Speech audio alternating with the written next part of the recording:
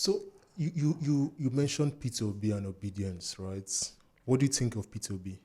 He's a fantastic guy, fantastic man. I've had time to sit down with him and talk over several times, and he's truly something. He's truly something. He has a gentle voice, but the mental strength that man has, I don't think any politician has it today. The courage. You see, courage is not just about facing somebody. Courage is in your set of beliefs. When somebody says we know they give shishi and puts that out there, that takes courage. Because any politician you go and sit down and talk to, you know they use shishi. What kind of nonsense is that? This one is not a serious politician. This one is not ready. Yeah. And he experienced that in the PDP. He could have gone and kept quiet in his house. But he didn't. Yeah. He said he's going to run. Yeah. That takes courage. Yeah. He joined Labour Party. Literally set it on fire. Yeah. In 9 months or 8 months or so. Yes. He literally redefined our politics. Our politics cannot be the same again.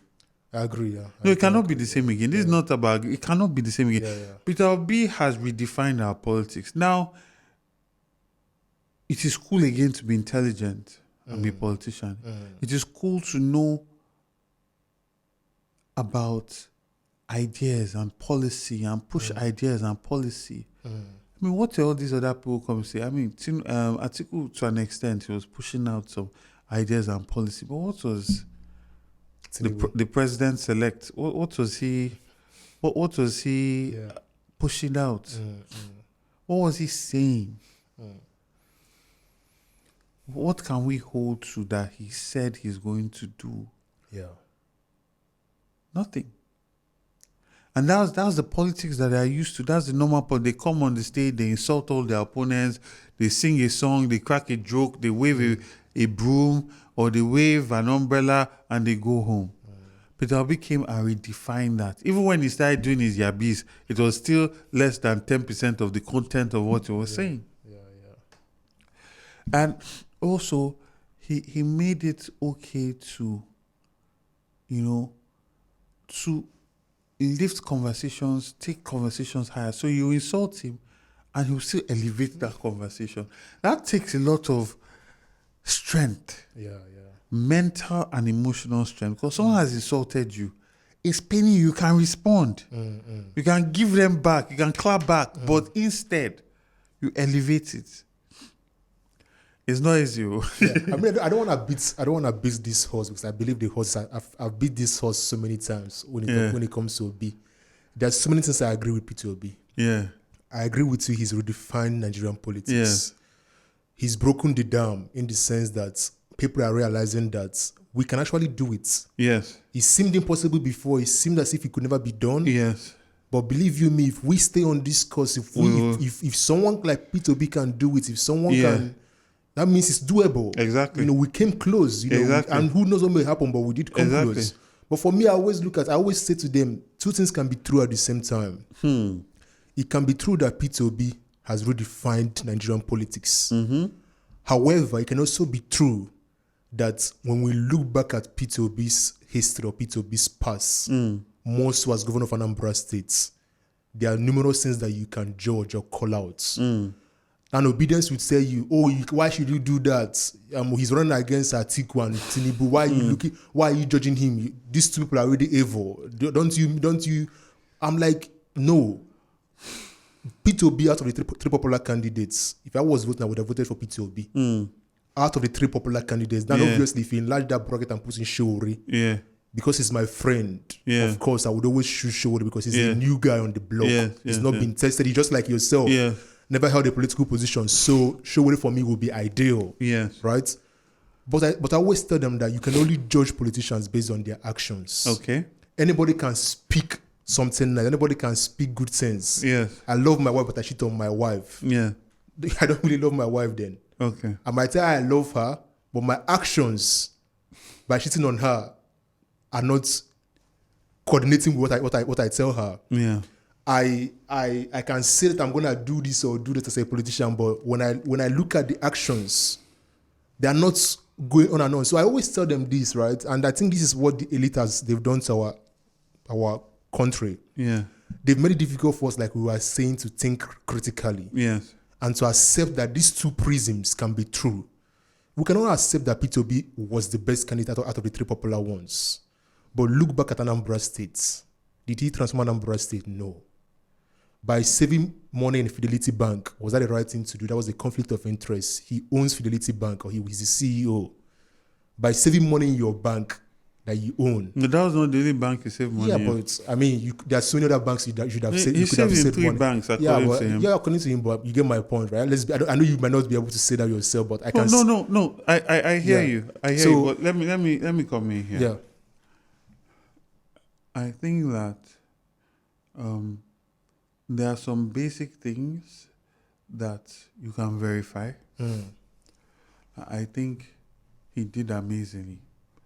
When you look at education, right? The fact that Anambra, education-wise, was at a point, and correct me if I'm wrong, you know, I don't live in Anambra as opposed to what these people have said. Yeah. So I don't know Anambra. I'll correct you when you're done. You. When you're done, I'll correct you. Yes, yeah. So what I heard from what I've read, Anambra was at a certain point on the ranking in terms of education. It took it to number 1, right? In terms of the SDGs, Sustainable Development Goals, he achieved those things and was awarded by the World Bank. I also know that Bill Amendagi's funded him based on that. He's the only governor that they looked at and said, this person is performing, and they gave him that thing. And to meet Sustainable Development Goals is a number of things that you have to take, right? So that is a positive thing globally. And then when you talk about investors, I know that there was a pharmaceutical company that was built, right, in Anambra. I don't know whether it was GlaxoSmithKline. I don't know. That's Emzo. That's Emzo. I don't know. This was not a local company. This was an international company. Okay, I've got no idea. Anyway, the story goes that they visited several states. The first state that they went to, they waited for 5 hours to see the governor. Second state they went to, governor could not come himself. They waited, and then eventually sent somebody to come and see them. They had already given up, they were going to leave. Yeah. But they said, let us go to Anambra. Peter Obi was waiting for them at the terminal. He welcomed them. And for me, that desire to work and create opportunities and values, I think that's the most important thing. Yeah. Yes, he might not be perfect. There's no human being that is. But I also feel that, you see, that connection human beings have with him. Because I've been with this man when we went to Lord's Chosen. I've been with him when we've gone to places. There's a deep connection human beings have with him. He's got charisma. No, I won't say it's charisma. It's still the same thing. Charisma is still that affection, you know. That's many politicians don't have it in Nigeria. No. Okay. You see, there's a man. What's his name? There was a tall man. He comes from, I think it was governor of Gongola or Kano at a point. Very handsome man, tall, light-skinned man.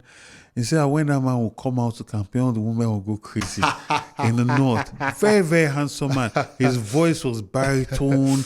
You know, when you describe him as charismatic. Yeah. It was about his look. It was about his voice. It was his fine boyishness. It was about that. Yeah. Peter Obi's thing is not that. He's a handsome man, yes, but it's not. Yeah, I know what you mean. There's a deeper thing. Yeah. It's almost spiritual. Yeah. It is almost spiritual, my brother. That is the truth. I've been around with this man and I've seen people connect with him. It is almost spiritual. You can't describe it. You can't describe it. You can't say it's like an anointing. You can't say that it's because of I'll remember that man's name hopefully before we leave. But so I'm sure that there are flaws, right? There are flaws. Suldo has said certain things, you know. But I believe that he left Anambra better than he met it. Yeah, on that we agree. But just to wrap up on this P2P topic, it depends on what you define as amazing. Amazing to you could be different from what amazing to you could be. Like we established in earlier world-class standards, and that is what I judge. I'm sorry. Yeah. People always tell me that no, but you're wrong. Don't compare Anambra to UK. Don't compare Anambra. And I'm like, I'm sorry. I will always compare. Yeah. I want my governor to build me world-class roads. Yes. I want him to build me world-class hospital. I don't want him to build me Amako. Can I send my parents Amako? No, I can't. I'm sorry. I can't send him to Amako. I know I've been to Amako. Amako is nonsense. Amako is rubbish. I'm sorry. What's Amako? I don't know. It's a general hospital in Anambra State. Amako General Hospital. Okay. I'm sure there are good doctors there. I'm sure there are good nurses there. But I'm sorry, you and I could not go there for medical treatment. Like we said earlier, there are few places you could go to. Look at the library he built. Can I go there to read? No, I can't go there to read. I'm sorry. I've seen Qatar National Library. I've seen other libraries in the world. And I always compare them to whatever. So and the reason why I do that is that I know you have the money to do it. You said you saved $500 million. I told my friend when I saw him say that, I was like, if this man really saved $500 million, I'm sorry. You can't say that. You saved the money, and guess what happened when you left? The person that came in squandered everything. Well, they said that he used it to build airport. Bro, do you know that airport? Do you know what's in that airport? 2 luggage, what do they call them? Baggage belts. Yeah. I was there last year November. Or October or September. It's a building, a warehouse, just a building, and 2 baggage. That's the airport. No, but you know that the main thing that chops the money for airports is that control tower. Not the building of it, but the system. Do you know how much I don't know how much that airport was built for, the costs. But that airport, I'm sorry, cannot be what you use $500 million to build. That airport is, anybody can build. That's my point is that you can define amazing as different things. Yeah, amazing could mean this, amazing could mean that. So but the point I'm trying to make is with this Obi thing is that the two things can be true. Yes. And I agree with you. Did he meet Anambra better than he did he live Anambra better than he met it? Of course he did. Yes. But should that be the standard by which we judge our leaders? I'm sorry, I don't agree. The standard should be, like we said earlier, world-class standards.